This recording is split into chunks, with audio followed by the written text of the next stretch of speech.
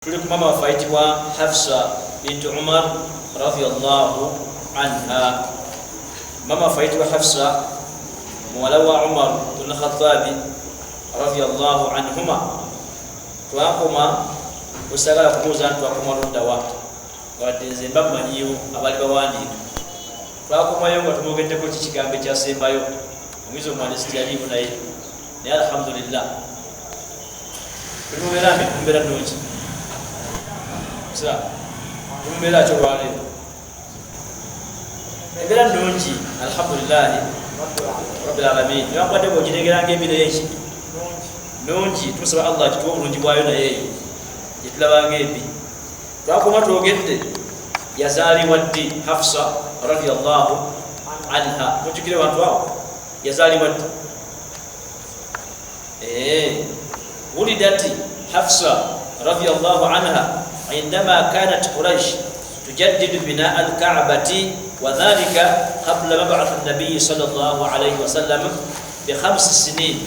يزالب مما فايتوا حفصة رضي الله عنها مقصيناكو أو قريش وبالي بسالدوا وكداموا الزكاة إنما يا الله عز وجل وكما ينتي إنما يا الله يكعبة kitolekera kino ekibula okuva edda nedda ng'Abakuraishi bagigulumiza muslimuhum wa kafiruhum au wa mushrikuhum. Abashiriku n'abasinaamu bali baliwaki ekitiibwa era nga bakolerako n'emikolo gyabwe wadde gyali gyakusabira naye nga betulaki Kaaba. Kati mama Hafsa yazaalibwa ddi? Mu kaseera bwe baali bagiddaabiriza nga baagala okuba nti balonda ani agenda okuddamu okuba nti asaawa ejjinja litwa alhajaru al aswad. Mukikira wasadako ngombaka Nabi Muhammad sallallahu alayhi wasallama tannafuna bubaka omugamba nti owaye gwe nabbi fa anzir, genda owulire abantu bo la ilaha illa Allah Muhammadu. Wali obulayo emyaka emeka? 5. Kitegeeza nti Hafsa yazaalibwa ngombaka Nabi Muhammad sallallahu alayhi wasallam ayina emyaka emeka? 35. Lwaki? Kubanga yafuna obubaka wa huwa umuruhu nga ayina emyaka emeka? 4. Ebintu byafaayo basiraamu, buli amanye ekyafaayo ky'omusambi yenna oba omuyimbi yenna oba omukunami yenna oba omuwemuzi yenna, naye nga tumanyi byafaayo byambaka Nabi Muhammad sallallahu alayhi wasallam okumanya kukwenza omuweramu ebituli si kuyinza naye kulimu ebiki ebituli. Twalaba ne amagezi Allah azza wa jalla ge yawa omubaka Nabi Muhammad sallallahu alayhi wasallam. Yamuwa amagezi ki? Bwe maali nga bakayanani agenda okussaawo qabail ebika byali byanjawulo akatwasembayo awo nyini wenjukira munzikiriza bwe bamenerabidde. Bwe baali nga bakayana kwani agenda okusitula ejjinja eryo alise ku Kaaba, basalawo nti yenna agenda okusooka okuyingira wano wetuli yalisa kuki? Waliwo ebika ebyenjawulo nga byagala buli kika okulaba nti kifuna ekitiibwa ky'okusitula ejjinja eryo kiteeke waki? Ku Kaaba. Ne baga nti asooka okuyingira wano yatulamula kwani alikola ki? Ani alisaako. Ziba ziri zityo ng'owekitiibwa Nabi Muhammad sallallahu alaihi wasallam akoze ki? Ne baga nti ate ono kazze kiringa okubeera ng'onoonya ani akuwa ssente noga nti asooka okumpa ssente wano asooka okuyingira no yampa ssente najja nga ye Kaaruuna. Si yo yensimbi ogamba otya? Alhamdulillah, Mungu ampadde ki? Kiwegalize mbaze kibeerakoze ki? Baali banoonya ayinza okubalamulanga mwesimbu kwani ayinza okussaawo ejjinja eryo. Ne baga nti asooka okuyingira wano yatukola ki? Yatulamula. Baali batyo ng'owekitiibwa Nabi Muhammad sallallahu alayhi wasallam azze.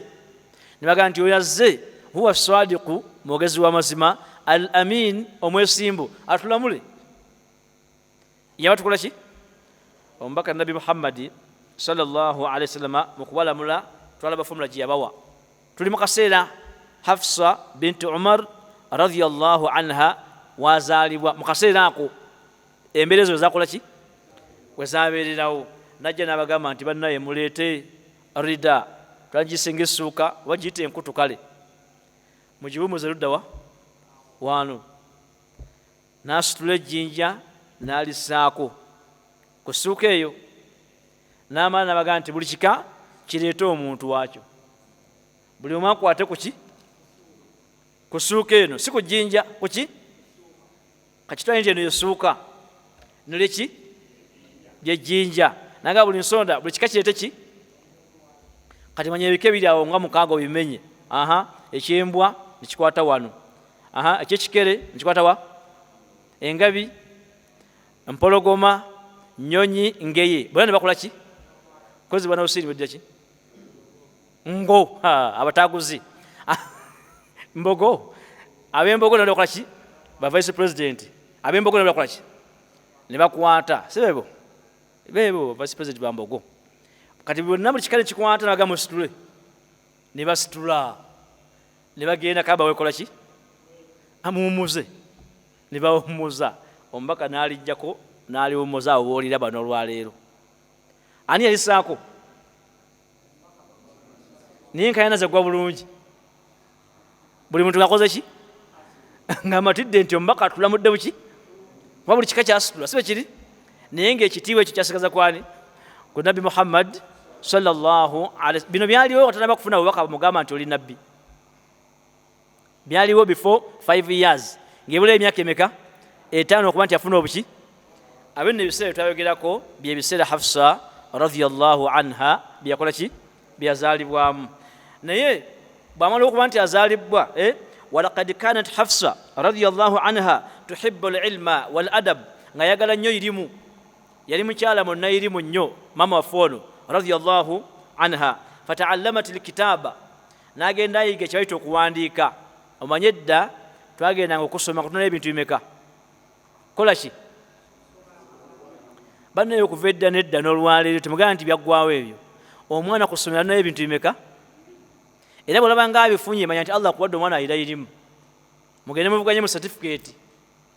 Naye omwana wo kuyiga kusoma nakola ki nakuwandiika. Hafsa radhiyallahu anha yayagala nnyo irimu, n'atuuka okuba nti yeeyongeddeyo okwagala okuba nti ayiga n'okuwandiika, era niyamuyigiriza okuwandiika. Fata'allamat al-kitaba min Shifaa binti Abdallah, bamuyitanga Shifa binti Abdallah.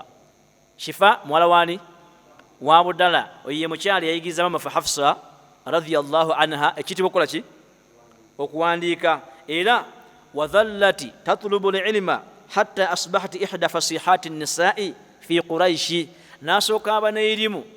Mujjukira nti twalaba nti Abakuraishi baali tebasoma nnyo, mukijjukira ekyo, tebaali bayivu nnyo sibe kiri, era mu basajja baali bameka 10 amanyi okusoma n'okuwandiika 17, nga ne Umaru mwali taata wa Hafsa radhiyallahu anhuma.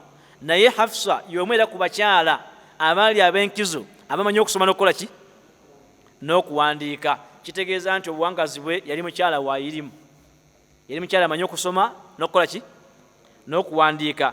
Kati awo tuvuddewo tugenda okuyingira ku taata we asiramuka ddi. Wandiikawo okusiramuka kwa Umar bin Khattabi radhiyallahu anhu. Era Umar otanakusiramuka ani yamusookayo? Tulina abantu babiri, Hamza bin Abdul Muttalib ne Umar bin al-Khattabi. Bameka bano? Basiramu nsonyi ngende mpola mpola musira wa leero. Hamza bin Abdul Muttalib abeera mutamanyi wali oyo?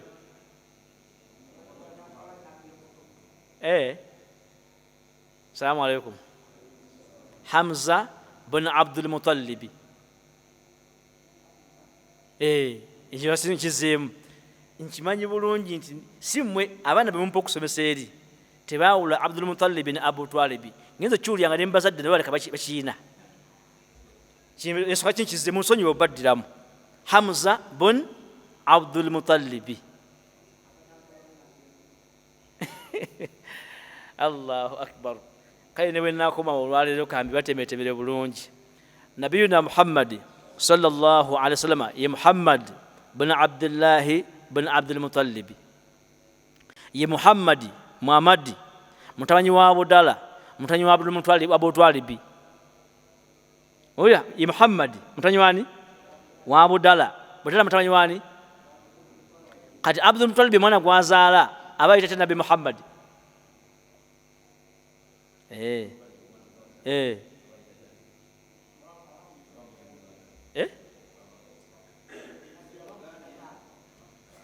temutyankana wadde okutya ye Muhammad sallallahu bin Abdullahi bin Abdul Muttalib amakulu taata we ya Abdallah jajjawe ya Abdul Muttalib omwana wa jajjawe bamuyita otya bas ekimbadde nnonya nti Hamza ono ye taata wani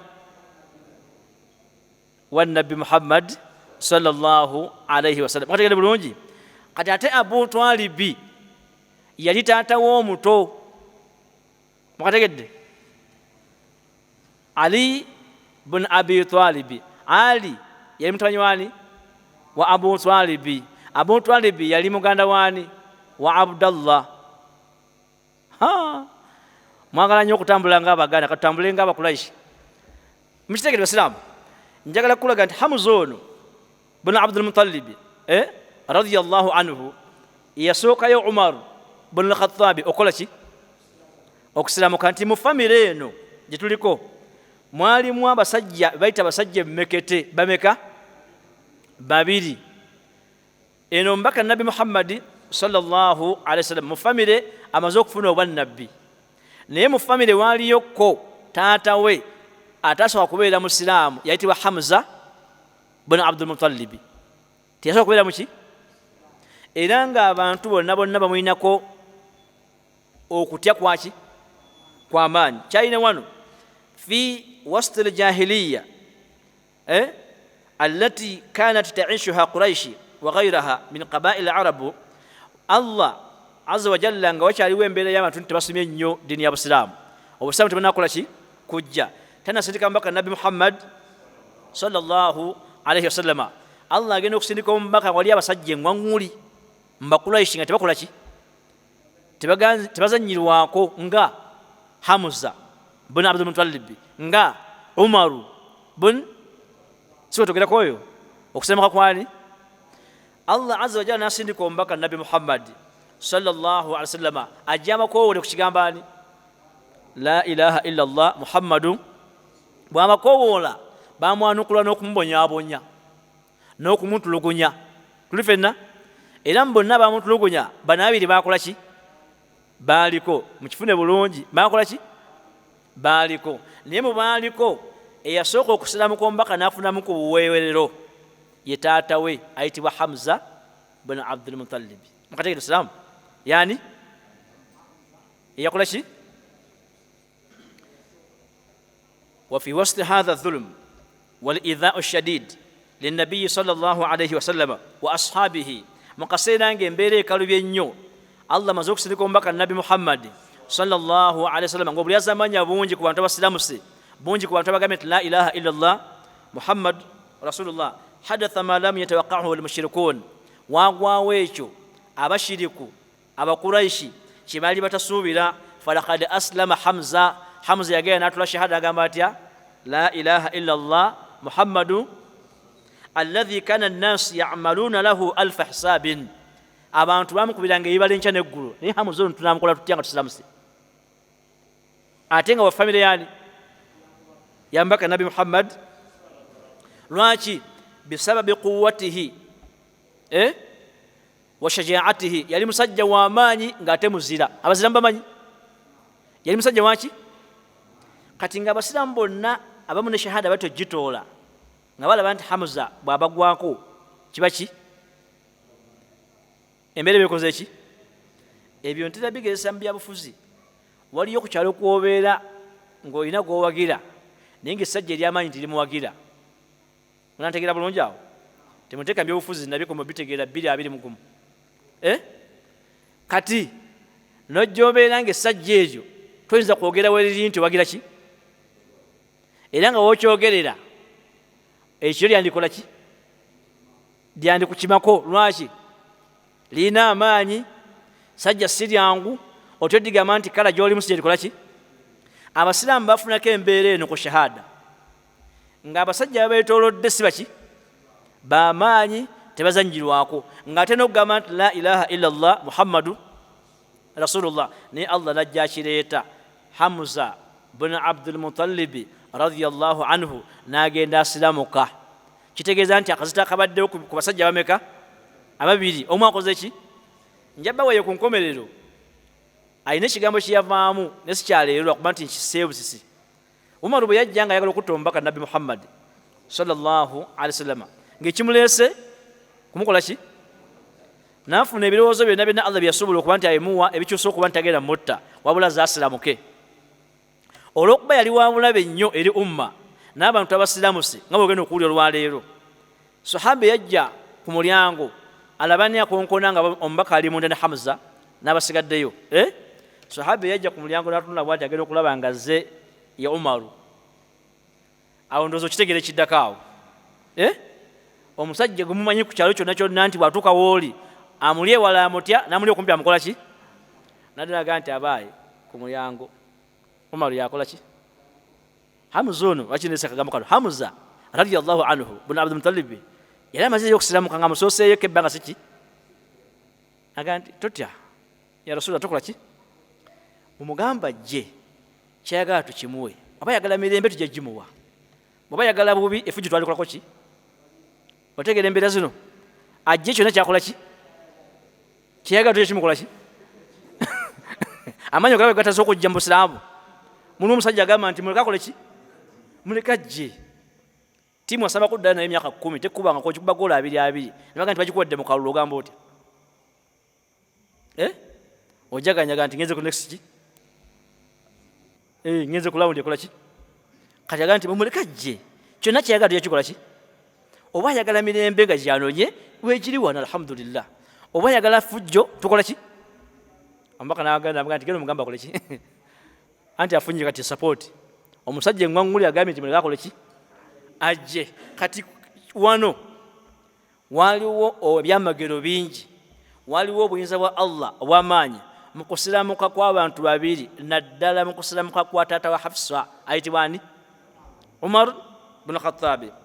Era Hamza bw'amala okusiramuka nga bw'omanyi nti omunene tatambula ki?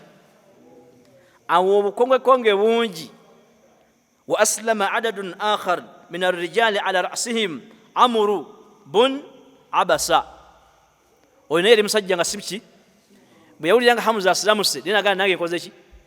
Ebasiramu gye biri bingi. N'osiramuka ne muyayi nagamba nange nkoze ki? Munansi mu bayita abayayi gye bali tubalina bakwano baffe. Nagamba nti ngeri sahaba yange gyali omusiraamu nange nkoze ki? Kati Hamza bwe yasiramuka radiyallahu anhu n'abala basigadde bajjanga namba ki?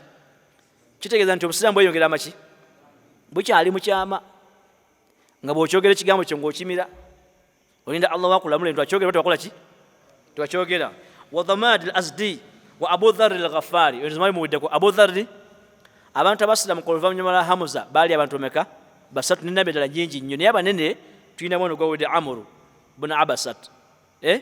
Owokubiri wa Dhamad al-Azdi radiyallahu anhu ne Abu Dharr al-Ghaffari. Abasajja bano bonna beegatta ku ddiini y'Obusiraamu. Kitegeeza nti Obusiraamu bwogedde okufuna ebiki? Katugenda okuba nti Allah tuleeterayo ate engoma enki? Engoma enki? Walakin naye ad-darbatu al-qaadhiya lidhahari al-mushrikin ba'da islami Hamza hiya islamu Umar bin Khattabi radiyallahu anhu. Oluvannyuma lw'okuba nti Hamza asiramuse n'abala bakoze ki? Kibayita ekkonde evvannyuma eryagwa ku bashiriku. Kwe kuba nti ne Umaru yavaayo n'akola ki? Nekitegeeza nti amaanyi gonna ge badde balina gakoze ki? Mujjukira nga tusoma ku Umaru luli yali musajja w'amaanyi, musajja muwanvu, musajja mumezi wa biki? Muvuzi waki? Wa ndogoyi. Amakulu alina ebyokulwanyisa byonna. Abaana yalina abaana baki? Bangi. Abakyala kagamba yali musajja nga bwetamwogerako mu byafaayo oba twikola ki? Nga nabagamba nga bw'owulira nti olwaliyo twogera ku mmese. Kati emmese bw'otajyogerako mu bya sports baga tomanyi yaki? Ebyuma bya mizannyo batwogedde ku mmese si bwe kiri? Naye kati ne mu kaseera kali mu Makka nga obeera onjogera ku mboozi z'abantu abazira notanyumya kwani? Ku Umaru oba tolina kyokola ki? Kati bagenda okulaba nga obunafu bweyongera eno mbatana bakkiriza Busiraamu amaanyi geyongera luddawa?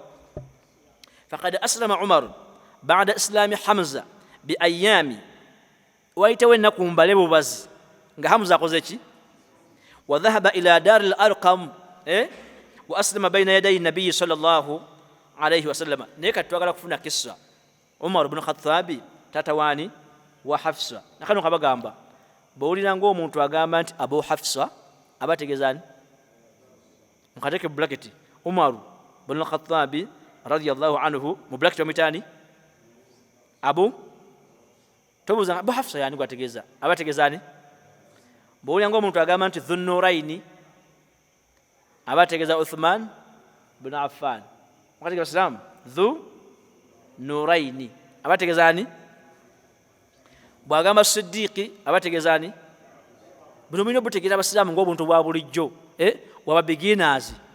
Nagati Abu Hafsa tata Hafsa abategezaki Dhunnuraini.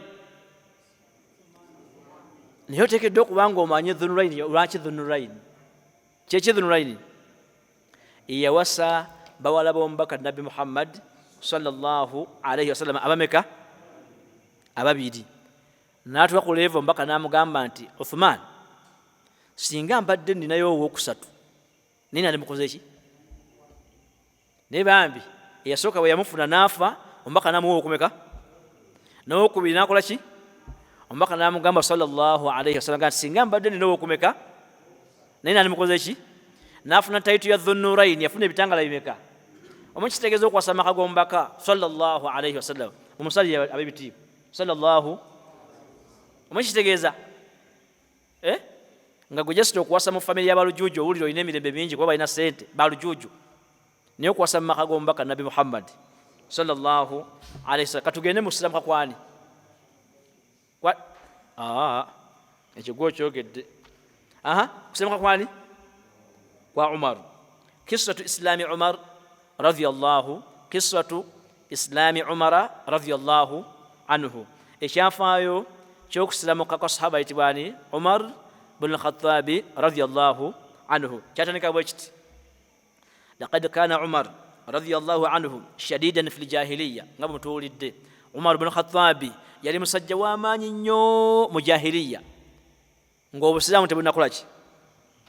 Walamma bu'itha an-nabiyyu sallallahu alayhi wasallama, era omubaka Nabi Muhammad sallallahu alayhi wasallama Allah bamala omutuma akole ki?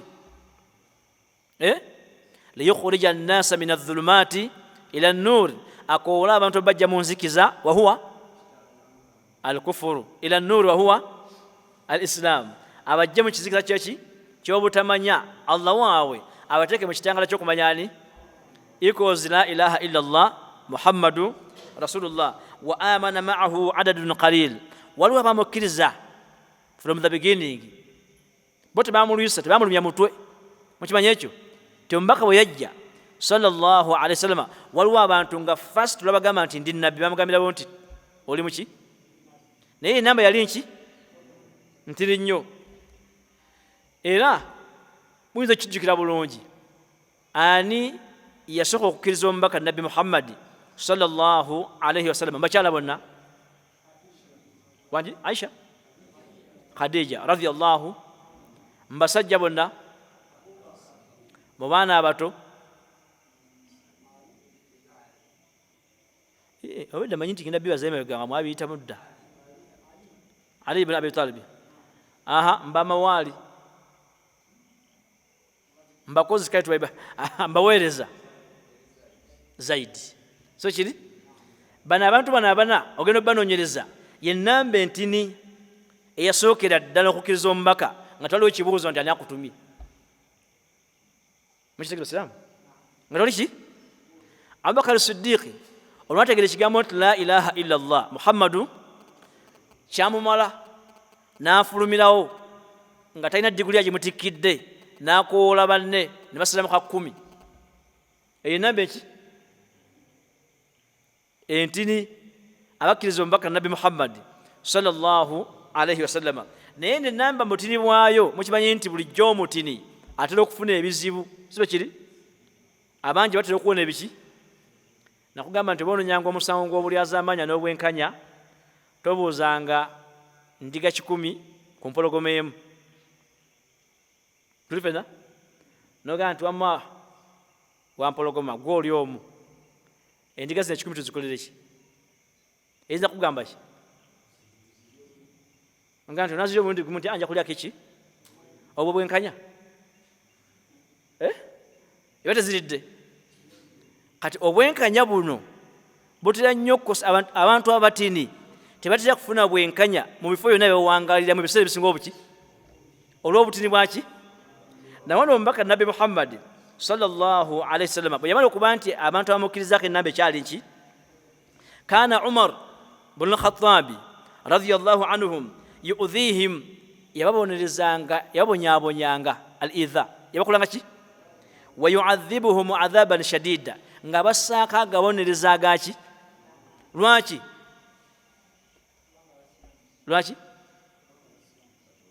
batini kyekisooka ekyokubiri bavudde ku nkola y'abajjajjaabwe ey'okusamira yimirira wofuna ekyokuyiga togenda kutegeera busiraamu okuva n'olwaleero oba mu famire mwovanga basiraamu oba nga si basiraamu n'obutegeera osigaze eddembe mu famire gy'ovaamu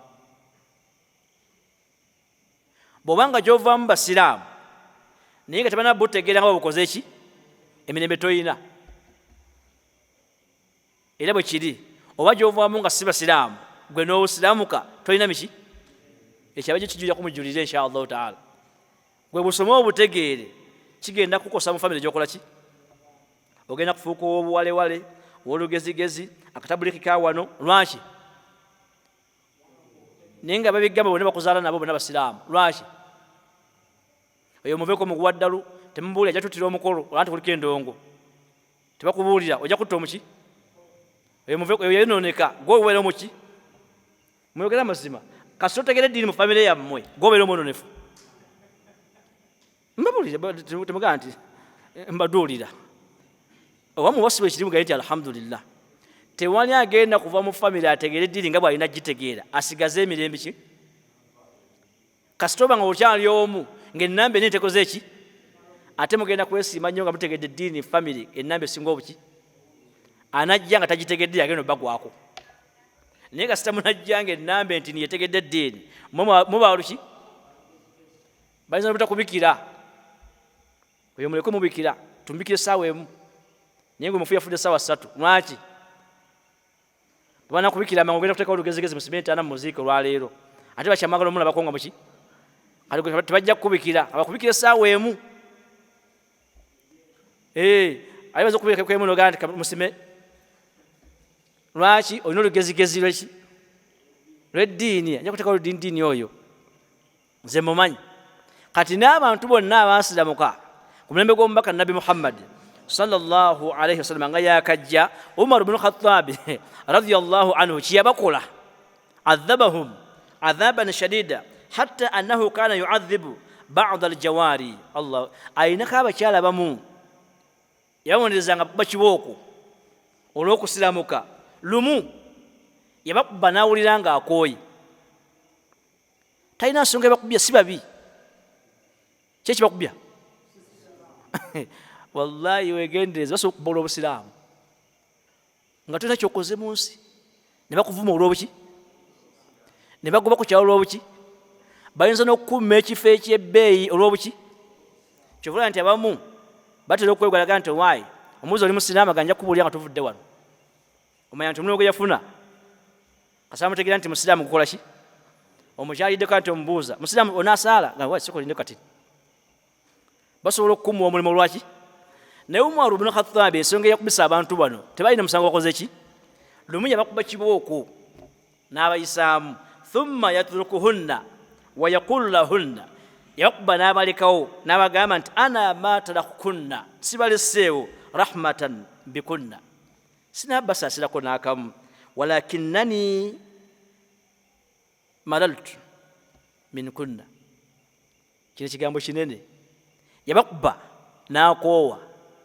nga omanyi nti omuntu asobola okuba n'akoowa abalala katana bakola ki tugambe nti yakuba ennamuŋŋoona n'akuba ennansana n'akuba ekasubi n'akuba luddawa ku luyinja akuba bukubiri akoze ki agenda okuyingira wali ku bakuli ng'awulira akoze ki ab'okubakuli bali batabakubye n'agamba nti mmwe sinaba basonyiwa naye just nkoye buki naye nga kiki bakubya Bweki ekyo tokyewuunyanga nga bakuba lwa busiraamu ngeleka bakubbe bakubadde abaki tokyewuunyanga bakuvuma lwa buki okuddawo kati bannanga ki nze mbakoze eki tolina kyobakoza nti oli musiraamu kabakube yebakuba naga nti mulowooza nti mwe mbasonyiye just nkoye mbuki oyo wali musanzeko mu Kampala wano alhamdulillah wali musanzeko naga nti ekisengenganya okukuba nkoye buki naye nga kubira ki okkiriza omubaka nabi Muhammad sallallahu alaihi wasallam lumu wa fi yawmi min al ayyam laqiya Umaru imra'atan tusamma yasika omukyala gwe bayita Ummu Abdallah binti Abi Hathma bayita Ummu Abdallah mama wani wa Abdallah wa qad kanat azamati ala an tarhila hiya wa zawjuha Amir ina baba mitani Amir lumu Umaru bin Khattab yamusinkana mukubo asinkana omukyala mama wani mama wa Abdallah bawe yani ya Amiri anti tulimbya fayo njaga sika ngo tuzayo tubuza amanya anti tulimbiki gwe byafayo kwata amanya omayolo nyo situle ngabo oyagala ne tolimba ne kwata machi amanya amusinkana mukubo agenda kusenka ila bilad al-habasha firaran min ta'adhib quraish ayagala kudduka kubanga abakuraish bayitidde okubanti babonereza nnyo bakoze ki basilamu abantu banja basilamuka ne bagana okwogera nti tusilamuse mukasera akasooka khashiyat al-adhab batya biki asinkana omukyalo ono olwuma lwagenze akulamu ku levo amusinkana mu kkubo ng'omukyalo ono agenda kusenguka agende Habasha awo nekibambula ekyaki kya Umaru faqala laha Umaru n'amugamba ila aina ya Ummu Abdallah mama Budala ogenda wa kuba ekifaananyi ekyo ng'akubuuza musajja mukubi basiraamu ogera amazima akubuuza kati tugambe kale musajja mubbi konde ku Namungoona aba nekiyondo kimu nsawo sawa bbiri zekyo nakusinkaga nti ogenda wa okola kyawo kyokola mu ngoye okimanyi bulungi obadde ogenda mu ssala esologa nafuna wuzuki naga nti ila aina ogenda luddawa omukazi ono n'amuddamu aga nti qalat nakhruju fi ardi llahi katugende mu nsi ya Allah engazi eno faqad adhaitumuna wa qahartumuna mutubonyereza nnyo basajja mmwe olw'okusiramuka mutukoze ki mutufosinze nnyo okuleka Allah waffe hatta yaj'ala Allahu lana farjan tusaba Allah tuterewo obufulumiro katugende mu nsi ya Allah enki omukazi omulengere ono asinkanyani gwe ddeyo sitolo oginyumya tobaako gwogamba gwenyumya miki nga tugende mu nsi ya Allah enki era musiraamu kugamba akaama neibawo abeera kutulugunya genda mu nsi ya Allah enki engazi akubuuza nti ogenda ludda waga nti munnaye kankubuulire kyonkoze kimmala agende mu nsi ya Allah enki engazi ate ensi ekuma wano tuli ku fuuti bufuuti ensi eri ku mayiro leki namayiro faqala Umaru sahabakumullah ya Ummu Abdallah nsaba Allah bakulembere mukazi neyesika kino kigambo kivudde mwani Umaru yakyogedde kino oba mpulidde bubi muzimu obaani omusajja omukubi amanyi n'okuwowokoyo okuba ng'akuba abasiraamu senakusinkana nga otambula akoza nti ogenda wanti nsenkukamu abakola ki abatukuba Umaru n'amugamba nsaba Allah akole ki falamma aada ila zawjiha omukazi ono bwaddayo eri bbaawe Amir qalat lahu ajja amugamba nti owaayo manyi kinsinkanye lwaleero nti laqad laqitu Umar nsinkanyani wa qala li kadha nangamba ekigambo kyempulidde nga nange nkikoze eki wa ra'aytuhu yatakallam biriqqatin shadida naye mulabi ayogera nga musajja mukakkamu nnyo afunye ku mpiso oba yazigyewa owulira bayewunya Umaru atanakusiramuka nga n'okwogera obwogezi empola bakikola ki abamu balinaawo ku Namungoona agundi abadde ki ngaayogeza ddembe lwaleero sibe kiri ng'omumanyi yo bayogera akola ki abogola buki omukazi agamba bbaawe nti waayi nsinkanye Umaru mu kkubo naye Umaru abadde ayogeza ki nga mukakamu ki ebitagambika era mbuuza gye yendaga namuga nka tugende mu nsi yaani ya Allah faqala zawjuha Amir n'agamba mukazi oyo amugaa nti atadhunnina anna Umara sayuslim otanza okufuna endowooza enkyamu nti Umaru ayinza okusiramuka otanza okulowooza mu birowoozo byo nti Umaru ayinza okukola ki n'asooka yogera egambo eddene omusajja ono tiyalina ssuubi mu Umaru radiyallahu anhu n'agamba bw'ati wallahi law aslama himar al-Khattabi ma aslama Umar ibn Khattabi mbalayirira abaana ba Khattabi bane basilamuka n'endogoyi za Khattabi zone zisilamuka Umar taza kula ki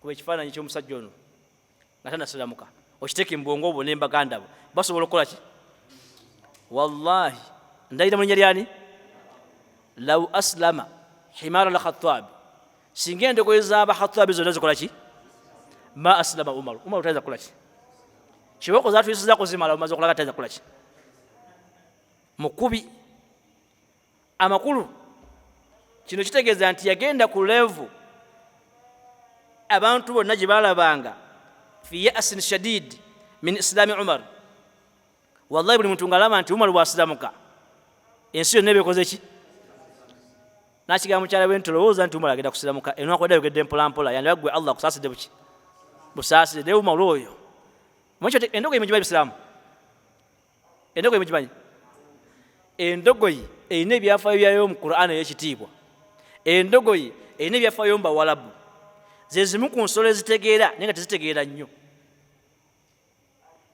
era oyitagamba nga nti olinga endogoyi n'okumba ate sokola kisasi n'omugamba nti naawe olinga endogoyi tomugamba nti olinga embwa bagamba nga endogoyi mugamba nga ki ndogoyi ze zimu ku nsolo ze bakuvuma mu Bawalabu naba nga ategeeza nti totegeera era kasolo yangu mulaba gaye nti himaaru toddamu kuseka ga nti abwana mpa sukaali gye bujja abategeeza tokola ki totegeera kugamba endogoyi egwa mu kifo kiwana Uganda kibayita omugwagwa mumanyi samula bakoni nasanga bamuyita mugwagwa nti oyo muki kati n'omuwalabu okugamba nti totegeera bagamba ki kubanga ne Allah mu Qur'an ey'ekitiibwa yakuba ekifaananyi kyabatategeera yakuba kya ndogoyi kamathali himaari yahmil asfaara ekifaananyi ky'abaana abantu besikonyeeko balinga endogoyi yeetika ebigendo gisa naye tola butwazi yo temanyi byekola ki byetwala abawalabu ne bajja n'olugero lwabwe attekiraaru yuallimu lhimaar okuddiŋŋana kujigiriza endogoyi amakulu nti yasembayo obusiru naye wogiddiŋŋana mu nsonga ekola ki kitegeeza nti omuntu bagamba nti endogoyi ne bwesiramuka aba kutadde ku level ntakusuubira kukola ki mbate mukijjeeyo nanti bulungi oba bagamba nti endogoyi ne bwekola ki kugamba ensolo esembayo obusiru singa etegeera obusiraamu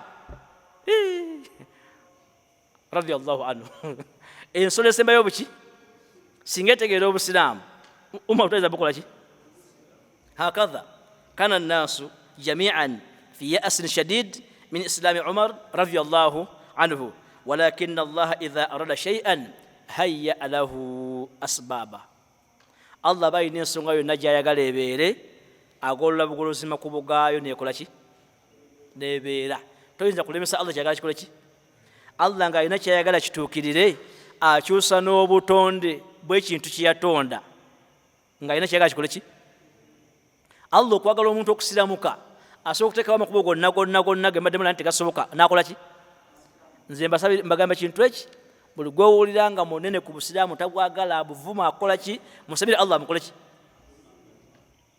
amusiramule togwamu suubi gamba nti omusajja ono engeri gyantulugujiza bw'ati nga tayagala busiraamu anasiramuka gwe birekere ani kubanga Allah aba alina kyayagala kibe addira n'obutonde nekya yenakyo nekya agikola ki mbabuli akantu kamu tugende maaso nekyafaayo kino Allah azza wa jalla mama wa Musa alayhi salam Musa mumanyi alayhi salam bwe yamala omuzaala Allah yamugamba omwana oyo muteeke mu kibaya omuteeke ku mazzi nga mutwale amazzi g'omugga tosobola gakyusa ntambula yaago kisoboka bwe gaba gakwata gadde eno namuŋŋoona toyinza gazzawa nansana akyagala genda ku lubijji wali ogakyuse gadde yeire wa ebusega gatambula gaddawa gadda mwayise sibe kiri gadda busega anti musibaawo munambuli amazima matuufu njagala wa taxi omulungi gava luddawa gava bwayise gaddawa njagala omukugu omu agakyuse agazeewa Allah agamba maama wa Musa alayhi salam kubanga amuzalidde mu lubiri omuli omusajja omuzibu atayagala kitonde kyonna kyonna kirenzi kikole ki kibeerewo omanyi yamugamba aga nti inna radduhu ilayki wa ja'iluhu min almursalin eyo aya namugamba mukwate bukwasa omuwumuze mu kibaya omuwumuze ku mazzi nja mukuddiza tofaayo mukole ki ekyokuyiga ekiri awo nti Allah balina ensonga gyayagala ebeere n'amakubo akola ki kawubeere butonda abukola ki abukyusa Allah azza wa jalla bwe yagala okuzza Musa mu lubiri lwa Firawuna agukire ddala wali wenyini wayagala amukulize lwa Firawuna manchi yakola yakyusa entambula y'amazzi agagenda weegati ne gatambula ngadda mu lubiri lwani n'asonga mu lubiri lwa Firawuna muka Firawuna nyini n'amukayanira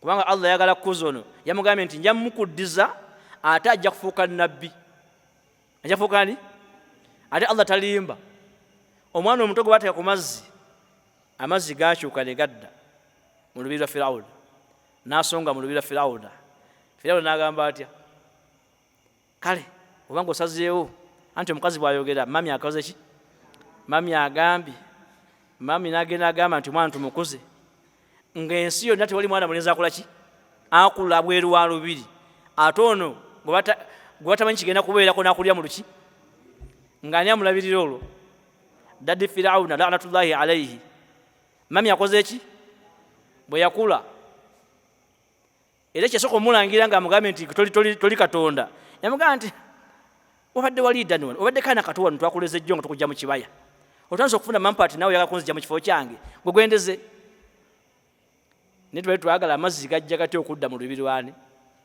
ani yakyusaawo awo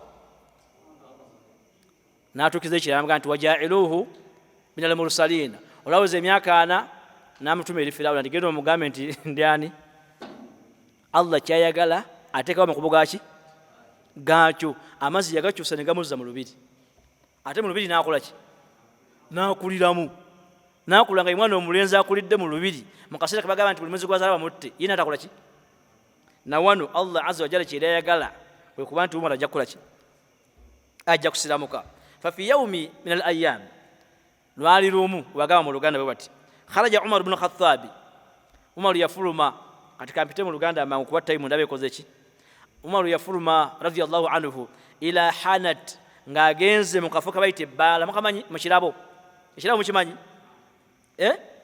min hanatil khamri ekirabo kibanyulamu muki yashrabu al-khamr agenze kunywa ki falam yajid sahibul hana narasinkana nayo nanyini ki amanyi yedda twakula bagamba nti Bena simanyi Bena babbena erinnya lyagala nnyo omwenge simanyi ne ebirawo yabanga byani Bena ate omulala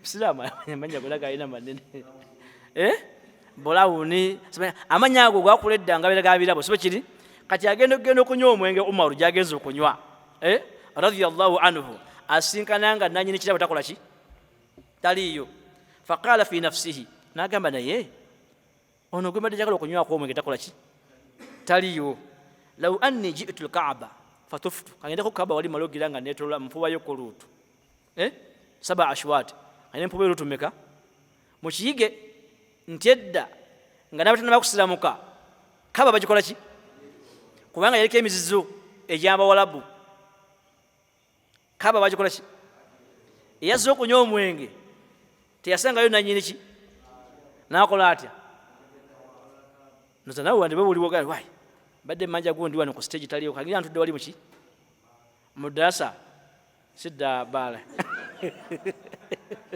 kagira ntudde muki mudasa mpuliye musajja nizo okuwulira musajja byagala ki byagamba faqala Umaru radiyallahu anha agenda wali ku Kaaba wali yatole emirundi 7 falamma dhahaba ila al-Ka'bati bagenda Kaaba weri wajada nabiyyu sallallahu alayhi wasallam qa'iman yusalli asinkana ombaka nga ali mu kusala ku Kaaba wali mulabe byaliwo wano era nsamba mukwatenga mpola kino kyafayo nagadde kitwale mpola n'olundi tujja kimala lwa kuno lukola ki lujja inshallah ta'ala tofaayo tujja kimala yato kitegere bulungi bwe yatuuka wali ku Kaaba yetole emirundi 7 abatazo okutamira asinkana ombaka ali mukola ki era luddawa kitegeza nti Kaaba yali Kaaba kina abaki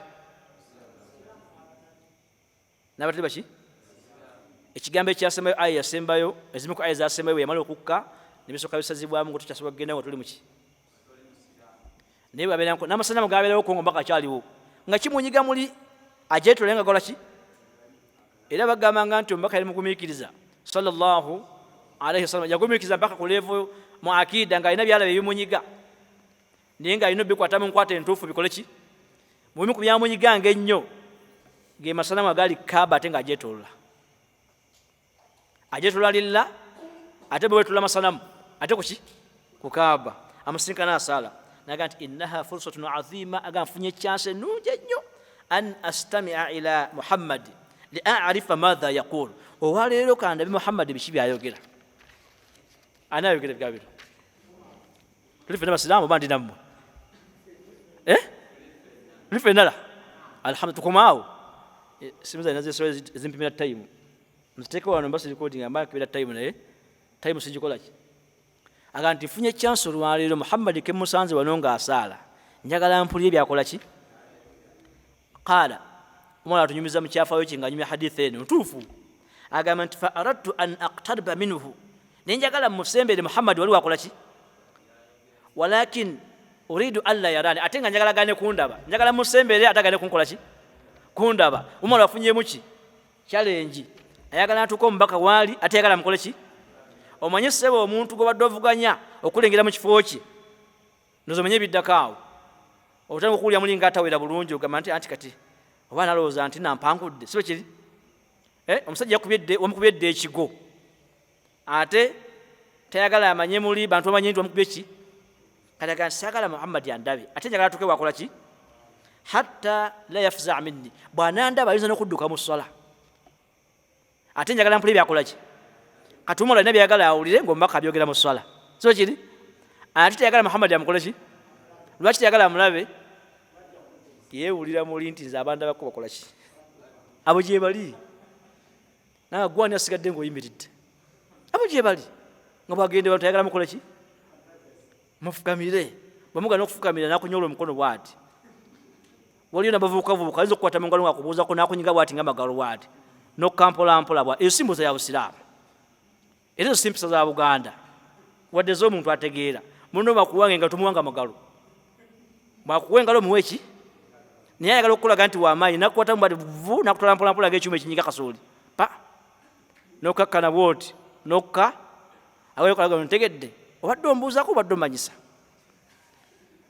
nze bwe nkulamba siddamu kuwanga mbabulya mazima kasita nkulamba nti onkola ebyo siddamu kuwa ki kuba nemanyi obunafu bwe nkola ki gye bali ng'olimukwata mu ngalo ng'anyigeza ng'azigatta bwati ng'akubuuza ontegedde saze mulingi ndina mulumbe kuziika ate ombuuza nti ontegedde sisuubye nakuwakana naawe mu kika kyaffe nti kika kyaffe kigenda kuwakanya abeekwata mu ngalo benyiga kati simanyi lwaki onyiga omuntu akuwadde ki ate nga enkola y'omubaka Nabi Muhammad sallallahu alaihi wasallam bwe yawangayo engalo nga tasika muntu okujjako nga lwazi wadde azitadde obukaka bwe yalina nga bwakuwa engalo tasika azikulekera kola kyokola ki kati nosinkana omuganda wano nga nakunyinyaga kikajjo akuwuba enkwawo naye nga azikuwadde azikulekera nomwana ozitala azikola ki kati Umaru yawulira muli agaa nti bwanandaba n'amaaso gano bwati agenda kunkola ki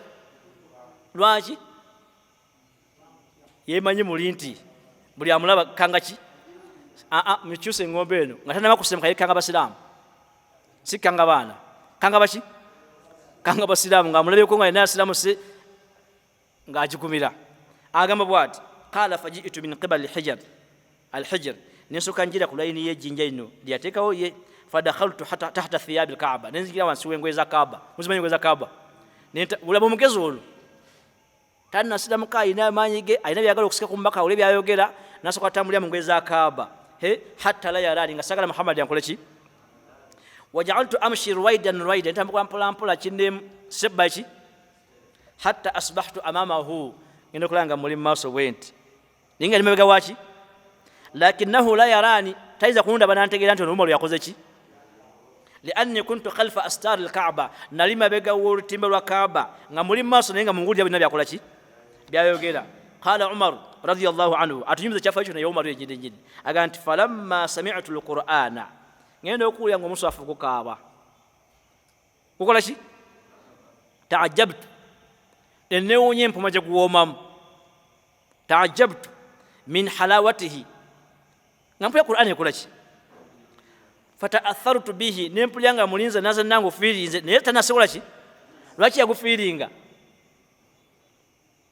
yali mu Lwarabu ene kuba neri muki yali mu Quraishi omulangira so kiri ate kuba niyaka mulimi luki mu Quraishi kati awulira bena byogerera nga bikola ki newankubadde olina imaani wallahi bw'oyita kuba Bayibuli ng'ajogera mu Luganda omuwulira so kiri lwaki omuwulira olulimi lwajogereramu lwokola ki newankubadde ogenda mugamba nti njikiriza naye olina byokola ki era naye kyekimulekanya ku kkubo okwamanya nti olulimi lwayogera mu lukola ki singa ajja nayogera olukyoli teri ayitawo kumuwulira naye bw'abeera wano mu Kampala ayogera Luganda kwamanya nti buli ali mu Kampala awulira oluki kati Qur'an eri mu Lwarabu agisoma aga nti nempulira nga nzina Qur'an enkoze ki falamma sami'tu al-Qur'ana ta'ajjabtu min halawatihi fata'athartu bihi thumma qultu fi nafsi innahu laqawlun sha'ir nengabi n'ebigambo bya muyimbi uli obumalu tannasiramuka emukubye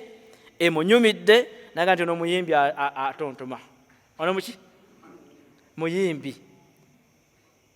ate ekyo si yasooka okukyogera abantu abasinga obungi kwali bakiyita ki bakwita kukola ki wali namanyo gameza abasiraamu banyimbira bulungi enyimba zaabwe ezo ategeeza Qur'an si nyimba aga nti innahu laqawlun sha'ir omubaka Nabi Muhammad yali asoma sura eyitibwa suratu al-Haqqa kanotingi Umaru yamujjira yali mu sura eyitibwa ani al-Haqqatu mal-Haqqa emukitegeddeeyo ng'agisoma aya eyana nanamuemu kati Umaru agamba nti mpulidde kino kitontome fasami'tu an-nabiyya ngenda okuwulira ng'omubaka asoma aya egamba yaqra'u wa yaqulu innahu laqawlu rasulin karim nebigambo bya mubaka Nabi Muhammadi sallallahu alayhi wasallam Allah yamukoze ki yamutumye wama huwa biqawli sha'ir sibigambo bya muyimbi ali mu lutimbe amaze okugamba nti ono muki omubaka nasoma aya egamba etya wama huwa biqawli sha'ir bino sibigambo bya muyimbi ngozo ganti embozi taso kwajja wakati wa Umaru nani oyo Allah agoza nsonga za kusemaka kwani omusajja ali mu lutimbe yazze kubba naye buli kigambo kyayogera mukama ng'oyogera mu lwatu oba yeebaka ddi akyogera mukama oba osigenda kwebaka ali ebweru weddisa akola atya ojja kwebaka muki mukama ne bwanaabeera ani sigenda kwebaka ng'ali ki tagenda kati ali mabega wa ntimbe agamba bino ebigambo byempulya muyimbi n'asoma aya omubaka wama huwa biqawli sha'ir bino si bigambo byamuki qalilan ma tu'minun ne batininya bajjo bikkiriza batininya bajjo bikola ki anti babiyita nyimba Umaru naga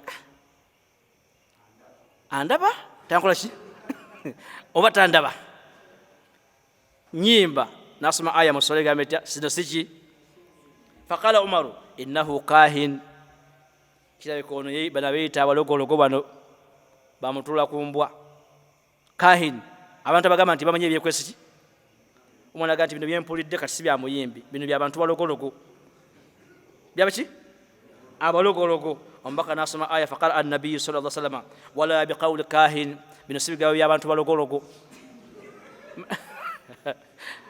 mukategede basiraamu bino si byabaki qalilan ma tadhakkarun tembitegeera mwekibayisa okugamba nti byabalogologo tembikola ki ekibagambisa nti byabayimbi tembikkiriza binalaka mulogologo ono ate kuba mulogologo ono bino bigambo byabantu bana baki bano bamutula ku ki nasoma aya egamba etya wala biqawli kahin bino si bya muntu mulogologo qalilan ma tadhakkarun naye tembitegeera Umaru nekimukola ki kimugwako teyeegadde mbaka amukole ki naye nga bwawuliriza ebyagenza okugetta kyebagamba nti gwe toganda nga musiraamu muntu atali musiraamu yenna kunoonyeza ku buki results zenira ennungi buli yenna abweyimbamu abunoonyerezeeko abutuulamu buli abweyimbamu abunoonyezeeko abuwakanye abukola ki era bwolaba ng'omuntu nga tabwagala mugabe nti omanyi kyoba okola toddamu bunoonyerezaako naye nkuweewaza okusiramuka nga nfudde buli abweyimbamu amaizi akoze ki Kyekyamutola Kaaba. Mbaliza abasiraamu kubanga waddakawo genda babuulira. Tutegedde aya ziyakola ki? Ziyawulira. Kati Umaru radiyallahu anhu amala okuwulira ebigambo bino byawulidde mu Qur'an byonna takyalina muntu gweyeetagisa kuba nti amugamba nti Umaru siramuka. Asigaza olutalo wakati we naki ne Allah we n'omutima gwe yeerabiddeko ki? Kaati yeewuliddeko n'amaki? Kati ateekeddwa okuba nga alina okusalawo either okusigala mu nzikiza oba okujja mu ki? Kibawandikawo nekyo tusembezaayo agamba nti hal yadhillu ala shirkihi liyaisha aminan mutma'innan baina qaumihi wa ashiratihi alladhina yuharibuna kulla man aslama am yuslim wa yuadi qaumahu. Nasigala nga yeebuuza mu challenge eno, asigale nga alimba jjajjaabe bali asobole okuwangala nga akumye famire ye, oba nsiramuke nabo bakoleko olutalo nga byakola ki? Anti kiri kimu ku bimeka? Ku bibiri. Bw'asiramuka kyekiddako bonna abalina obbasagwa kyobola nti yasagula nnyo abatamiivu. Kasita asiramuka olufirimu ekoze eki? Gw'obadde osola naye mu nnyumba bagamba nti bamututte mu efusaayi semwayi nga gw'obadde obba naye kyekiddako nkuwa amagezi obubbi busitopinge otule mu ki? Kubanga bwana bajja okukwata ekikwekweto gwe akalina okukola ki? Okukwanta. Si bwe kiri? Kati Umaru alwana n'omutima gwe amaze okuwulira ebigambo mbaka Nabi Muhammad sallallahu alaihi wasallam yasoma mu Qur'an ekitiibwa. Bw'agamba nti ddogo nga Allah amuddamu nti eno si ki? N'agamba eno nnyimba zino si ki? Naye nga tegwa awulira ebigambo bino ye tamulaba, tamukola ki? N'asigala nga nasraa maa nafsihi, alina olutalo wakati n'omuki? Nsiramuke oba nsigale nga siri muki? Kitegeeza nti bwe sigala nga siri musiraamu kansigale nga ndwanyisa abaki? Bwe nsiramuka firimu negikola ki?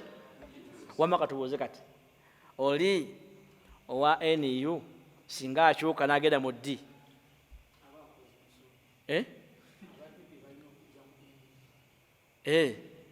nikatubigezaako bugeza mu muzikiti agamba kangende ndumbe bali nabo mbagaye bajje oba asigaleyo.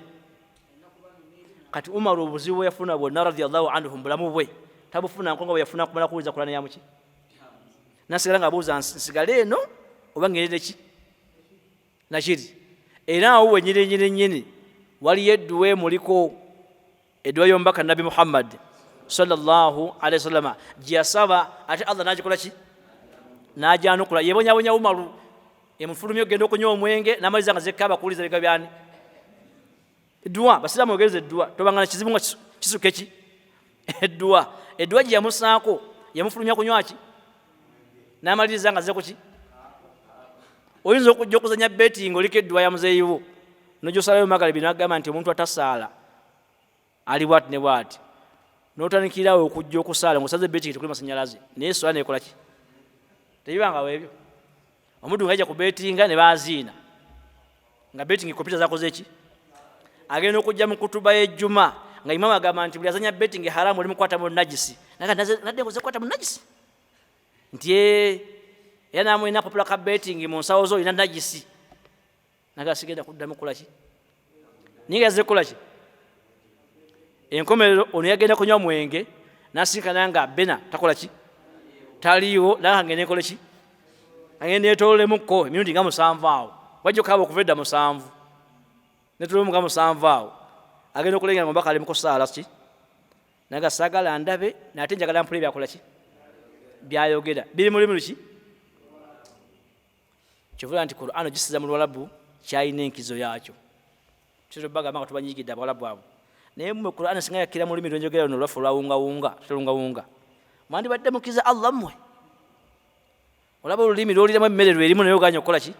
Oganya okuva ku sigala n'omwenge. Kati singa yakira mu lwange bandigaye batya? Lawla nuzila hadha al-Qur'an a'rabi wa ajami. Kali yandibadde kira mu nnimi meka?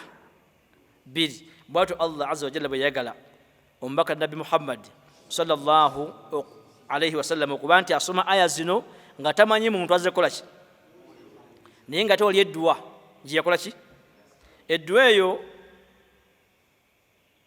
yaleetera Umaru okuba nti byonna byamugwako mpaka olunaku tugenda kusiramuka kwe mundi okujja inshallah pati eyokubiri okusiramuka kwandi kwa Umar ibn Khattab ogenda okizula nti yasigala takyabonereza abasiramuse